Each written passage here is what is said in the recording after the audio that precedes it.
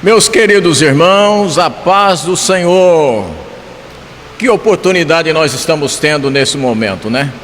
Apesar de estarmos vivendo uma situação tão crítica no nosso país, por que não dizer no mundo todo, devido a essa pandemia que afetou todos, infelizmente, mas hoje estamos aqui usando esse recurso, que é o recurso da mídia, né? Recurso de poder gravar esse vídeo e poder transmitir uma aula para os nossos alunos que fazem parte do curso de teologia do IBAD. E o assunto que vamos tratar nesta oportunidade é sobre a teologia pastoral. E no estudo estaremos tratando da excelência do ministério cristão. É isso que vamos estar estudando nesta oportunidade.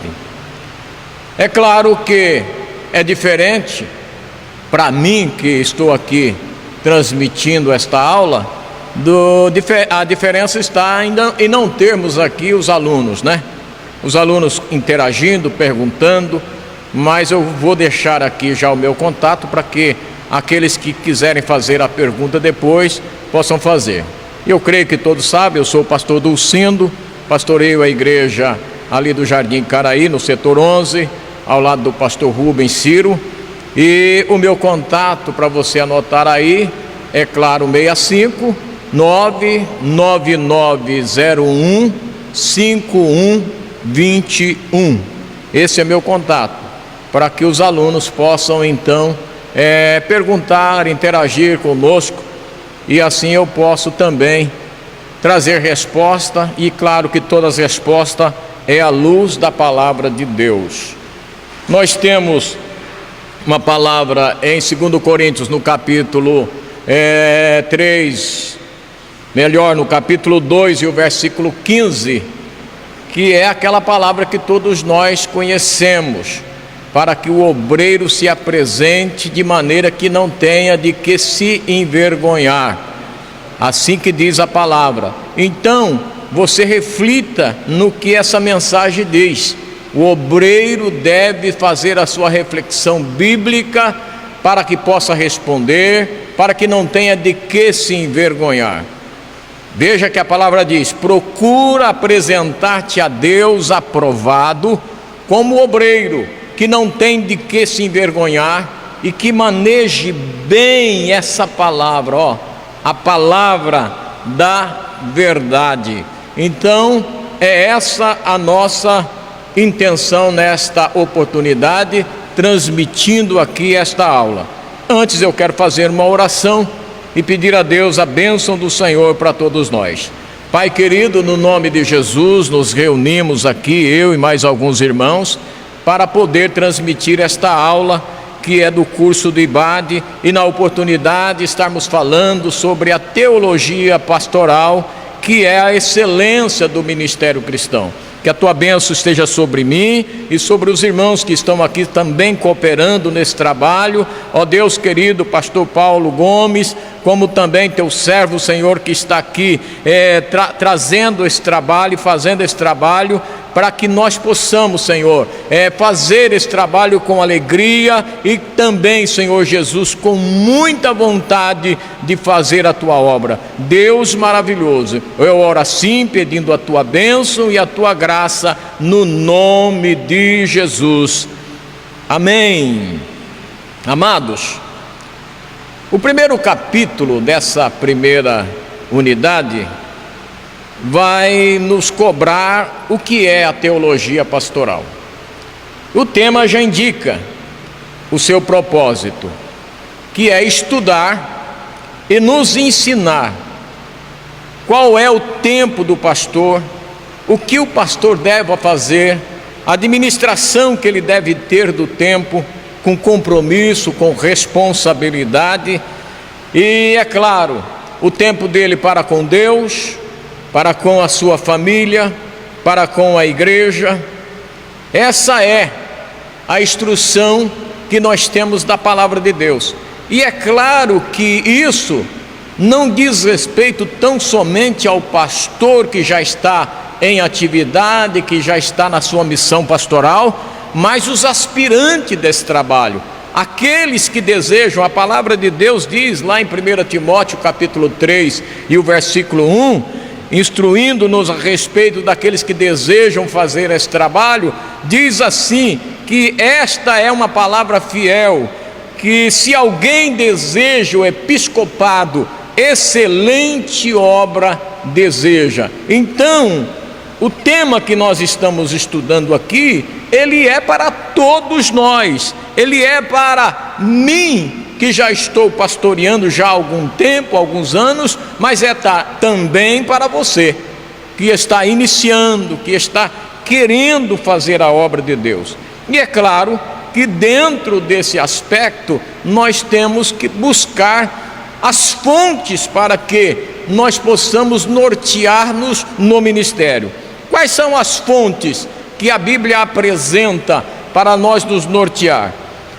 Ou seja, a igreja, ela necessita, para ser norteada, ou para que nós que estamos à frente dela norteemos a obra, nós temos dois recursos a nosso favor. Quais são eles? Primeiro, a Bíblia, a palavra de Deus. Ela é a única. A palavra de Deus é o único livro que, quando lemos, o autor está presente.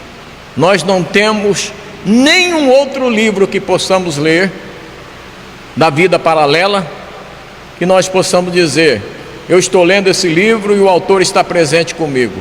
Mas a Bíblia não, a palavra de Deus, quando nós lemos, nós temos convicção de que ele está presente.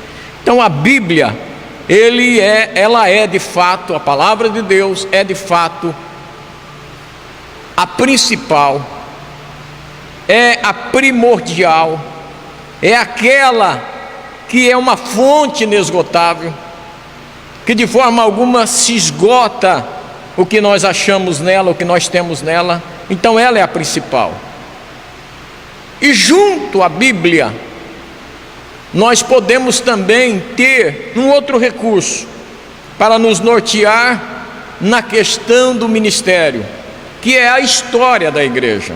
E é claro que a história da igreja, nós precisamos ter o olhar voltado para essa história, vendo alguns homens que fizeram essa história, mas que foram homens sujeitos às falhas. Por isso que não é infalível a história. A história, ela tem algumas coisas que deixa às vezes a desejar, mas faz parte. Ela é uma história. Nós temos homens como Policarpo, que fez parte do 2º século. Nós temos também, somando a essa história, a esta informação, Agostinho de Hipona, que foi nos anos 354 a 430.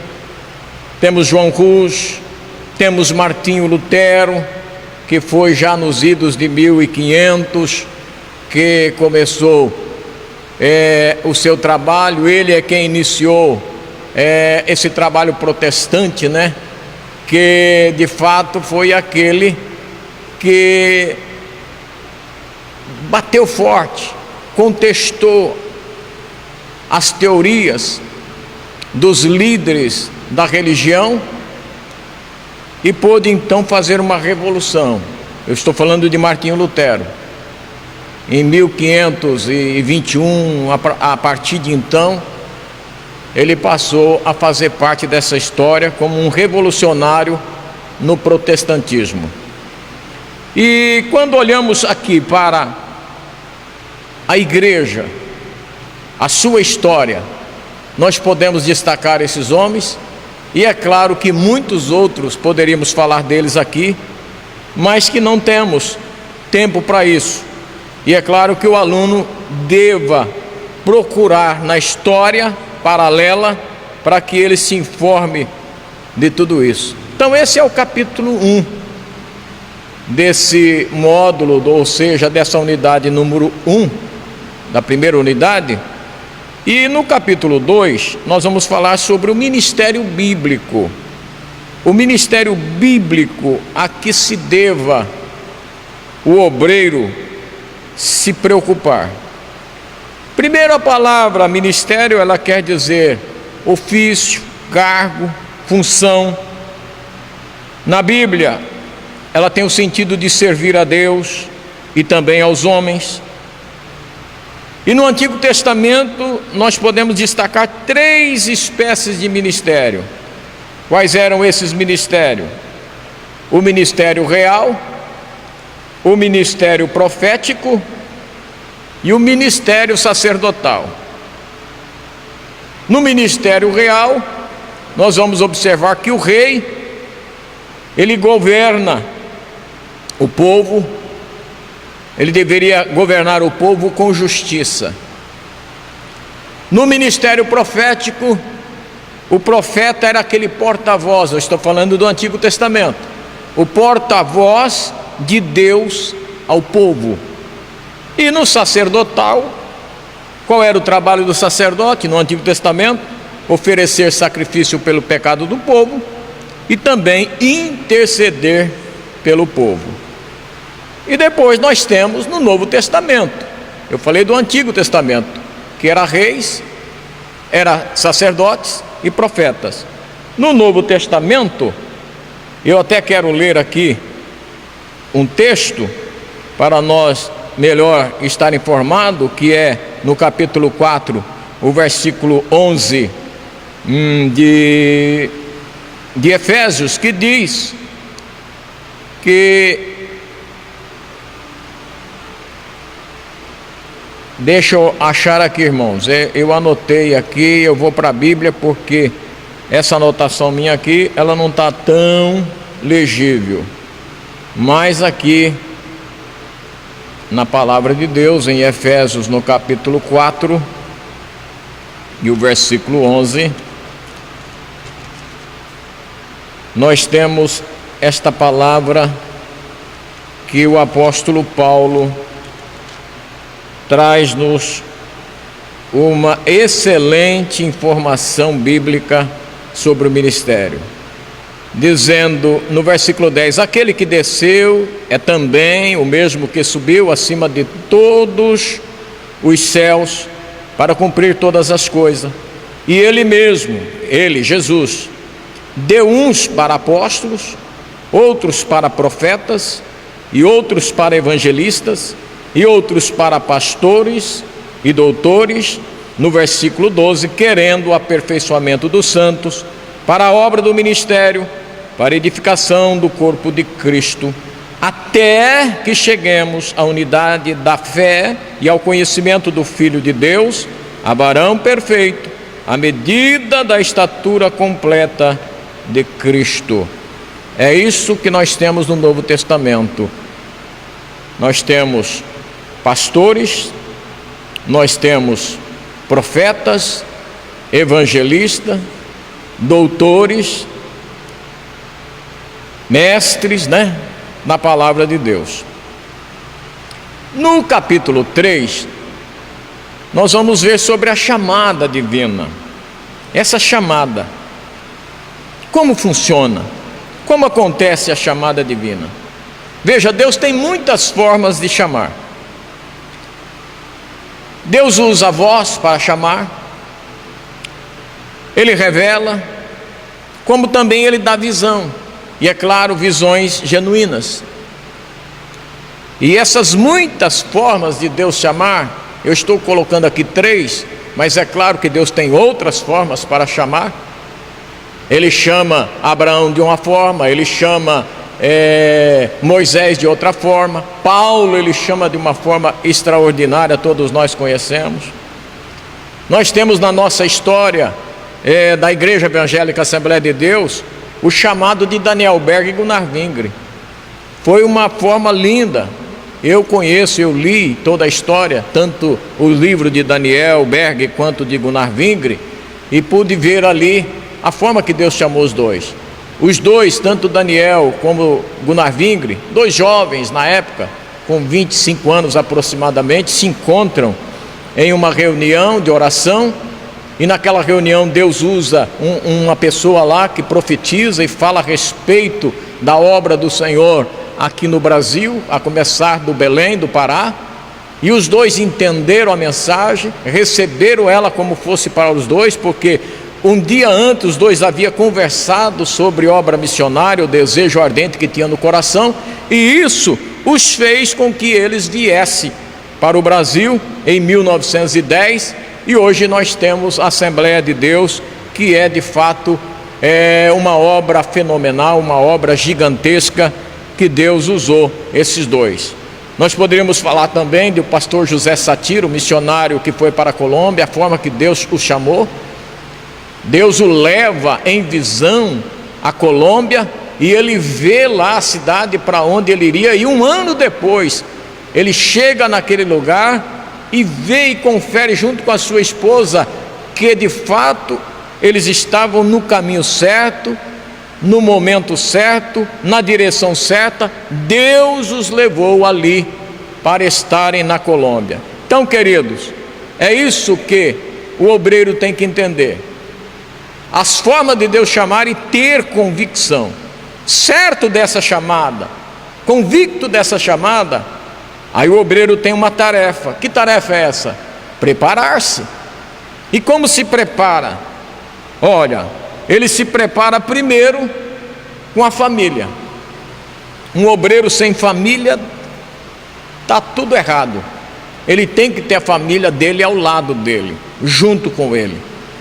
Ele deve se preparar intelectualmente, ele deve se preparar lendo, pesquisando. Essa é a forma. Psicologicamente também, o obreiro tem que ter um psique. O psicólogo dele deve estar aqui, a mente dele preparada para isso, porque todos os obreiros vão sofrer pressões psicológicas, murmurações, rebeldias, vão sofrer traições e muitas outras coisas. Então, por isso, o obreiro tem que se preparar. Dentro desse quesito, o obreiro deve se preparar, porque o obreiro tem que entender que ele deve ser exemplo, exemplo em tudo. Nós temos, por exemplo, nos nossos dia a dia aqui, o exemplo do nosso pastor, do nosso patriarca, pastor Sebastião Rodrigues de Souza, e de irmã Nilda. Eu tive o privilégio de conhecer o pastor Sebastião ainda quando eu tinha 10 anos de idade, lá em 1968, quando ele chegou em Votuporanga para pastorear Votuporanga. Em 1973, eu tive a oportunidade e o privilégio de ser batizado nas águas pelo pastor Sebastião, e ele sempre foi a minha referência de ministério. Então, pastor Sebastião e irmã Nilda é uma referência tanto para o obreiro, e a irmã Nilda para as esposas de obreiro. Então, queridos, temos que entender isso. Devemos então olhar e observar que forma estamos vendo o ministério e nos preparando para o mesmo. Essa foi a unidade 1. Eu vou falar agora da unidade 2.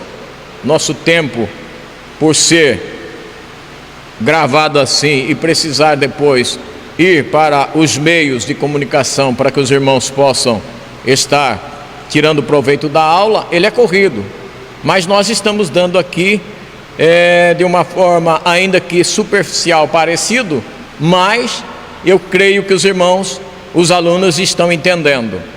Na unidade 2 nós vamos ver sobre a vida pessoal do obreiro, do pastor, como deva ser a vida dele.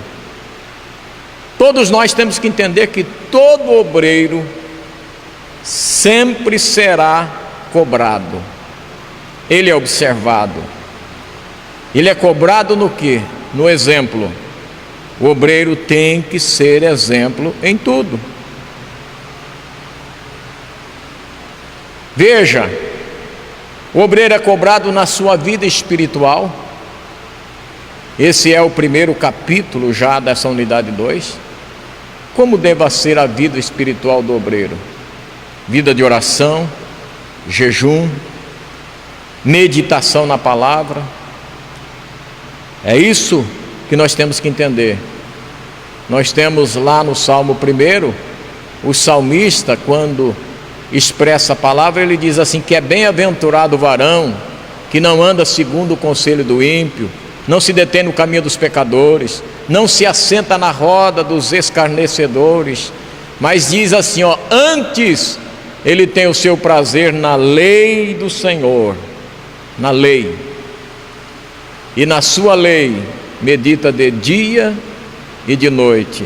O Senhor, quando falou com Josué para assumir o lugar de Moisés, o Senhor disse para Josué: não se aparte da tua boca a palavra, esta lei, esteja sempre junto de ti. No segundo capítulo, nós vamos ver que o obreiro também tem que ter como ponto de partida para a sua formação ministerial a família. A família. Eu disse agora há pouco que o obreiro não é nada sem família. E de fato, o obreiro tem que entender que o culto dele, a igreja que ele pastoreia, começa em casa. Se ele não tem uma igreja em casa, então ele não é nada para os demais. Ele tem que ter uma família, tem que ensinar a família a ter temor a Deus, ter caráter, moral, tudo isso deva ser a família do obreiro. Tudo isso o obreiro deve viver de uma maneira exemplar, uma maneira prática. O obreiro não pode só falar, ele tem que viver o que fala, ele tem que viver a vida na prática, o que ele fala. O obreiro tem que entender que aqueles que o ouvem, aqueles que escutam o que o obreiro ensina, o que o obreiro prega, eles estarão olhando e vendo se de fato o obreiro vive aquilo que ele prega, aquilo que ele ensina. É o que eu falei agora há pouco do pastor Sebastião. Eu sempre posso dizer, pastor Sebastião sempre ensinou, mas também sempre viveu o que ensina. O obreiro tem que ter amor. Veja que o amor é o que rege a nossa vida espiritual. Estou falando da vida espiritual do obreiro. É o amor. Esse amor deve ser primeiro a Deus. Em segundo, o amor deve ser para o próximo. E só depois é para nós. A Bíblia diz, e nós vamos ler aqui Lucas 10, 27. Amarás ao Senhor teu Deus de todo o teu coração e de toda a tua alma e de todas as tuas forças e de todo o teu entendimento, e ao teu próximo como a ti mesmo. Observa que primeiro o amor é a Deus, com força, com entendimento, com a alma, com o coração, depois para o próximo e depois para si mesmo. Dentro desse tema da espiritualidade do obreiro, nós podemos falar também da fé e do temor. Não tem como fazer a obra de Deus sem ter fé. É impossível fazer a obra de Deus sem ter fé. É impossível fazer a obra de Deus se não tiver temor a Deus. Ainda que possam até dizer, eu estou fazendo a obra de Deus, mas será que lá em cima Deus está recebendo o trabalho que estamos fazendo sem temor? Veja que a fé e o temor a Deus são princípios que norteiam a vida ministerial de todo aquele que se propõe fazer a obra de Deus. No terceiro capítulo, o obreiro deve cuidar também das suas finanças. Ele tem que ter vida espiritual, ele tem que ter fé, ele tem que ter temor, mas ele também tem que ter cuidado com as suas finanças. A conduta do obreiro em tudo é observado.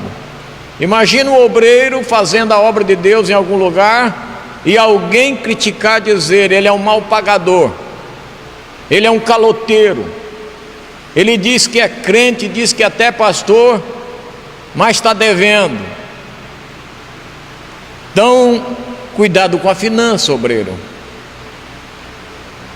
O obreiro tem que ter cuidado com a saúde.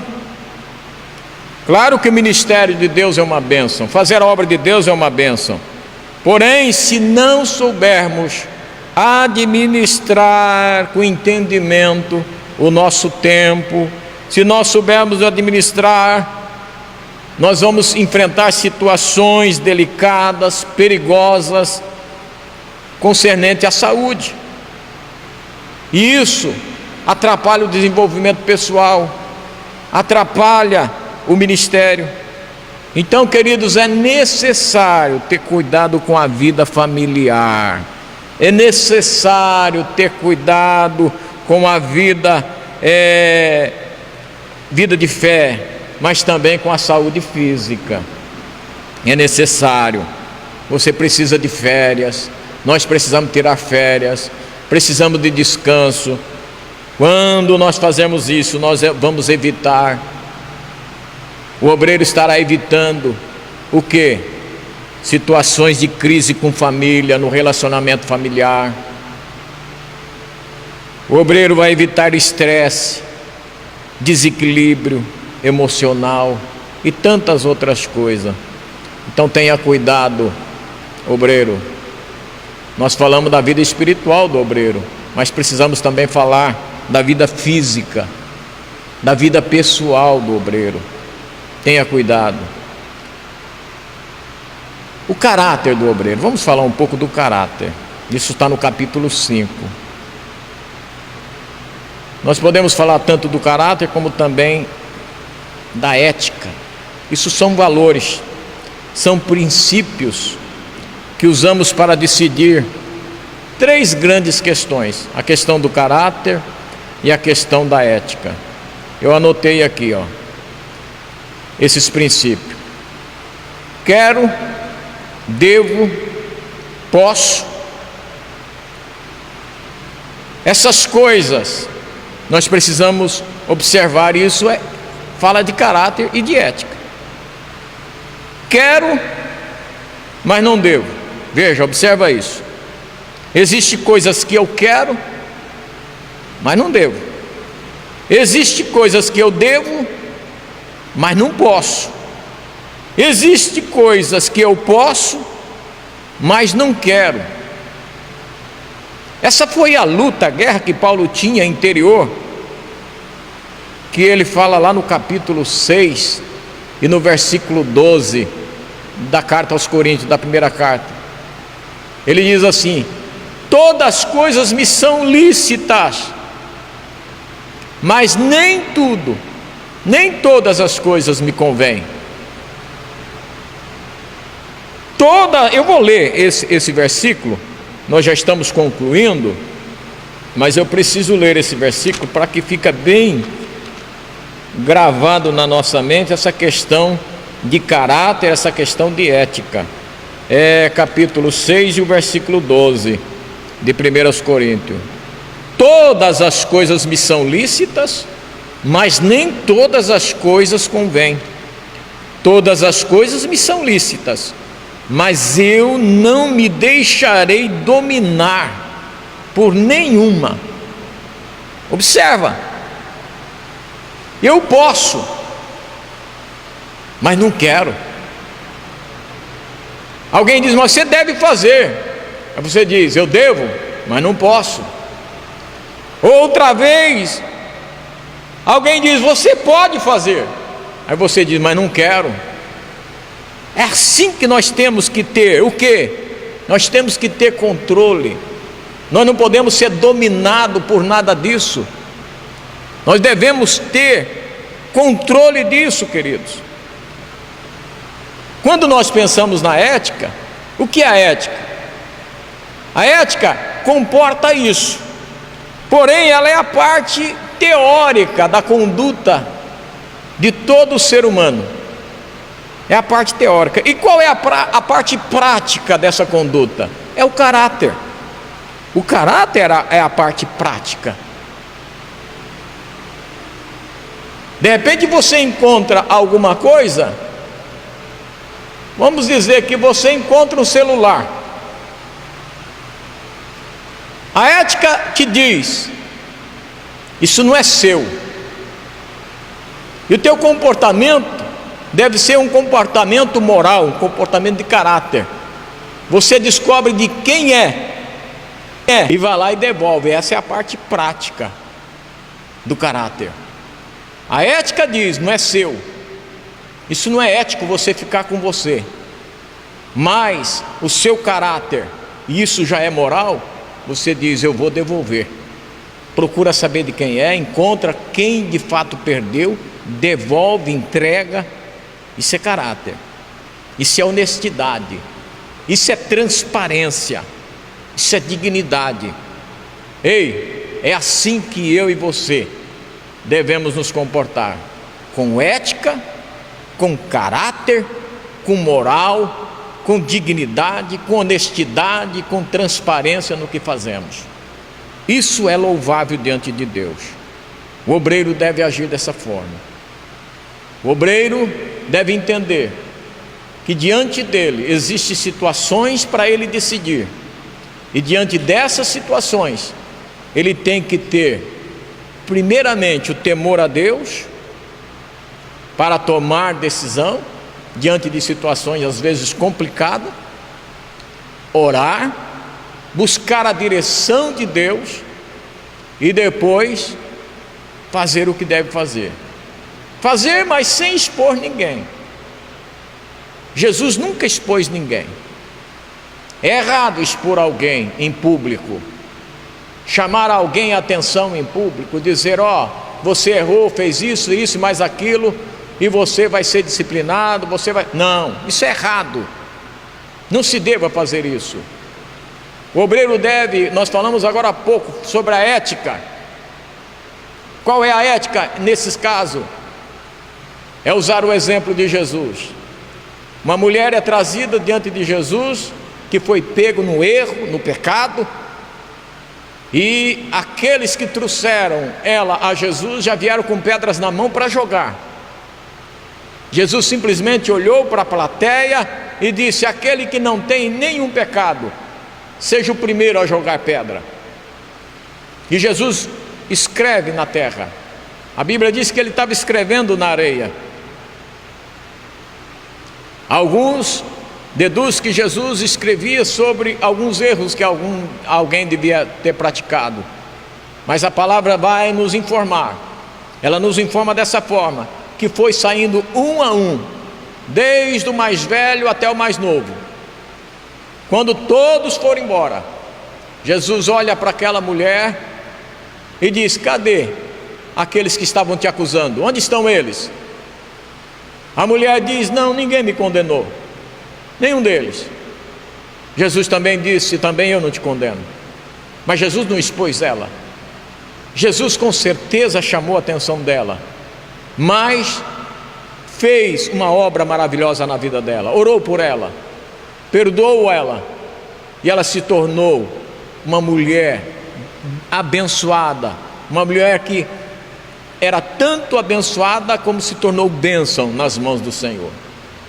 Queridos, eu concluo dizendo que o ministério pastoral é uma obra excelente, e como disse no início desta fala, que a palavra de Deus traz-nos a informação de que aquele que deseja esta obra, excelente obra deseja, é uma excelente obra, mas ela tem também os seus compromissos e as suas responsabilidades. O obreiro tem os seus direitos, como também tem os seus deveres. Como também a igreja tem os seus direitos quanto ao obreiro, como também tem os seus deveres quanto ao obreiro. Eu concluo nesse momento pedindo que a bênção de Deus esteja sobre todos, no nome de Jesus. E eu quero orar por você neste momento.